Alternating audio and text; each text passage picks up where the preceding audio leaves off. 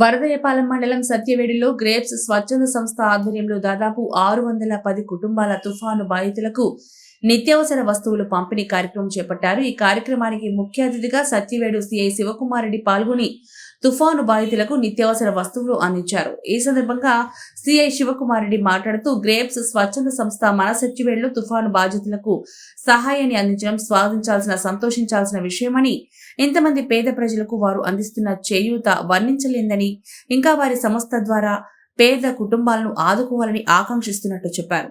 ఈ కార్యక్రమంలో గ్రేప్స్ స్వచ్ఛంద సంస్థకు చెందిన సుశీల, రమాదేవి, జమున, రఘునాథ్, ప్రవీణ్, మస్తాన్, రేష్మ పాల్గొన్నారు.